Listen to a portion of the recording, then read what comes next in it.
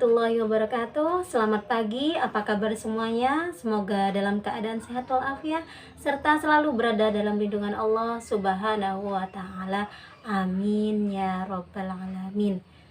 Nah, anak-anak, hari ini kita berjumpa lagi dengan pembelajaran agama walaupun dalam masa pandemi corona dan kita juga dibatasi untuk beraktivitas. Dan kita juga tidak boleh melakukan pertemuan, melakukan interaksi di sekolah. Maka Bu Imas putuskan untuk membuat video pembelajaran pendidikan agama Islam lewat YouTube. Nah, jadi kalian bisa menyimak pembelajarannya pendidikan agama Islam di YouTube. Nah, untuk saat ini kita akan belajar bab 1, yaitu tentang Nabi Muhammad SAW sebagai teladanku. Nah, yang pertama yang akan kita bahas adalah tentang kejujuran, sikap jujur Nabi Muhammad SAW. Nabi Muhammad adalah utusan Allah. Nabi Muhammad kecil. Dulu beliau adalah dari negeri Quraisy. Keluarganya terpandang, walaupun terpandang, namun keluarga Nabi Muhammad bukanlah orang yang kaya, orang yang bergelimang harta.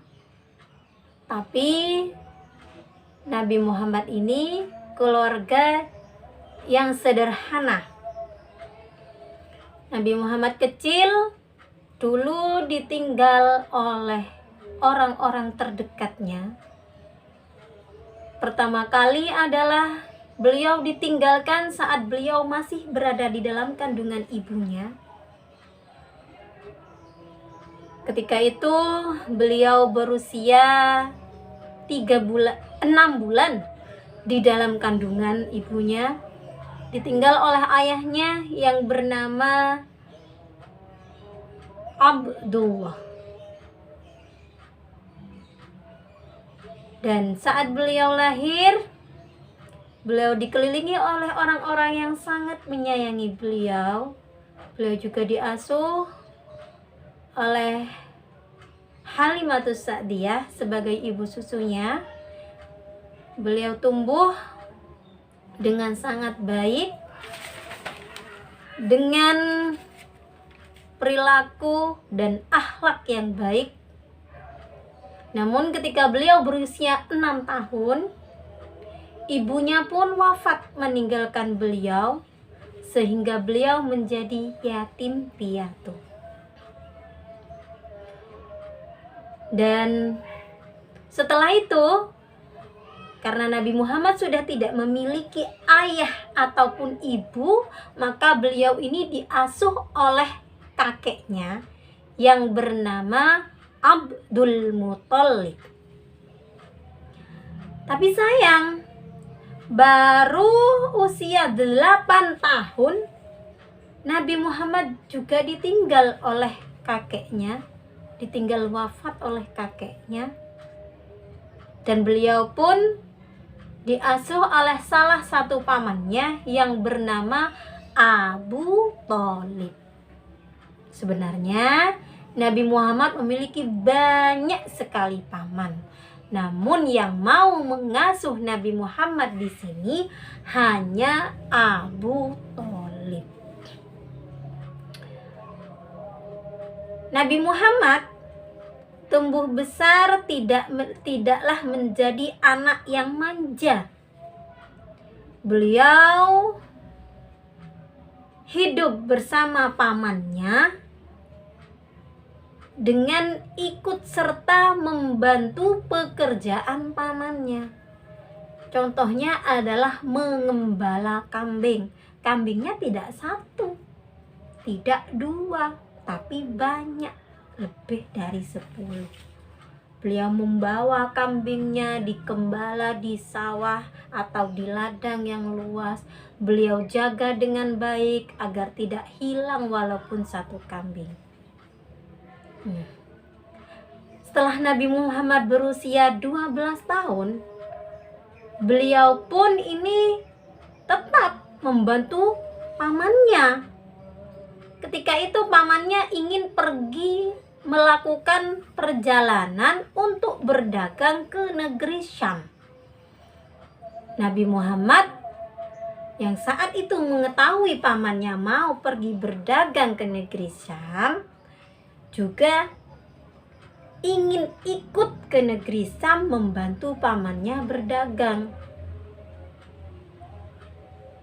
Namun pamannya khawatir, karena di usia Nabi Muhammad seperti itu, khawatir takutnya Nabi Muhammad tidak mampu melakukan perjalanan jauh.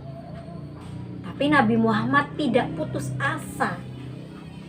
Nabi Muhammad meyakinkan pamannya ini agar memberikan izin kepada Nabi Muhammad untuk ikut serta melakukan perjalanan ke negeri Syam untuk berdagang. Dan akhirnya pamannya pun luluh hatinya, mengizinkan Nabi Muhammad untuk ikut serta melakukan perjalanan ke negeri Syam dan berdagang. Nabi Muhammad ketika berdagang ataupun dimanapun, beliau ini terkenal dengan kejujurannya. Apa sih itu jujur? Jujur adalah antara perkataan dan perbuatan sesuai. Ya. Jujur itu berkata atau berbuat sesuai dengan kenyataan, tidak dibuat-buat. Ya. Nabi Muhammad melakukan perdagangan selalu jujur. Jika beliau itu kulaannya misalkan 10.000, beliau katakan bahwa itu 10.000. Tidak bilang, oh ini 20.000. Kan biasanya kalau dagang-dagang kan begitu, kalau di pasar-pasar. Ini 20.000. Nah, masih ditawar-tawar. Tapi kalau Nabi Muhammad tidak. Nabi Muhammad di sini kalau pulaannya 10, bilangnya 10. Jadi dagangannya Nabi Muhammad ini cepat habis. Karena Nabi Muhammad tidak mementingkan laba. Nggak harus labanya banyak. Misalkan orang nawar, ini 12.000 ya. Iya silahkan, ini saya kulakannya 10.000. Kalau Anda mau, silahkan diambil. Kalau tidak mau, tidak apa-apa. Nabi Muhammad mengucapkannya begitu, dengan lemah lembut dan selalu jujur. Karena kejujurannya di sini, Nabi Muhammad itu diberi gelar. Gelarnya adalah Al-Amin. Apa itu Al-Amin artinya? Al-Amin artinya adalah orang yang dapat dipercaya. Karena perkataannya, perbuatannya selalu jujur, Nabi Muhammad di sini diberi gelar Al-Amin. Dan Nabi Muhammad tidak pernah berbohong sekalipun dalam hidupnya. Jadi anak-anak,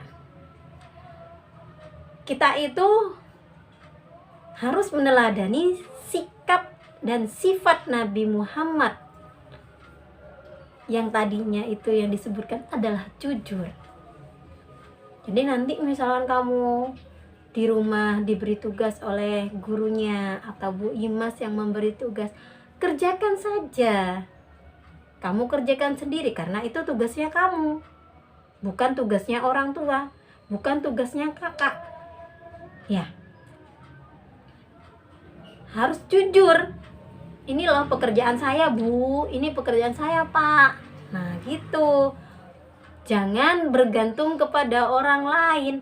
Belum tentu jika kamu menyuruh orang lain mengerjakan pekerjaan kamu atau menyontek pekerjaan temanmu, belum tentu jawaban itu benar.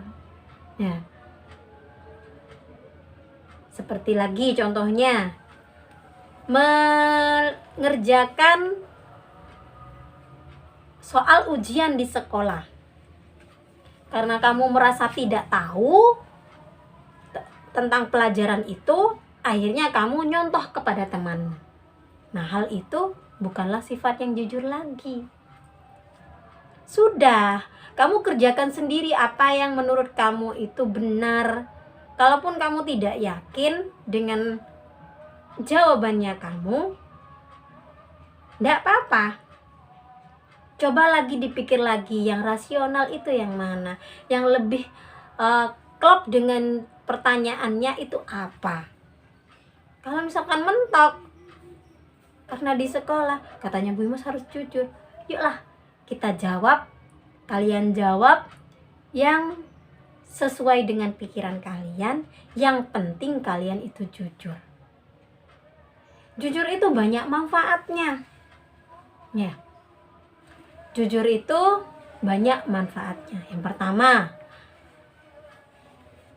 selalu dipercaya oleh orang lain. Yang kedua, disayang oleh Allah karena kamu jujur. Yang ketiga, disayang orang tua. Yang keempat, nanti banyak temannya, juga disayang oleh temannya. Kemudian yang kelima, hati akan menjadi tentram karena selalu jujur. Jadi anak-anak, yuk terapkan sifat jujur.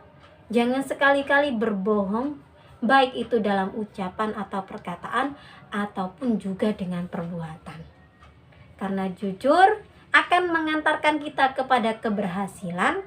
Jujur juga akan mengantar kita kepada keridhoannya Allah Subhanahu wa Ta'ala. Nah, itu saja yang dapat Bu Imas sampaikan.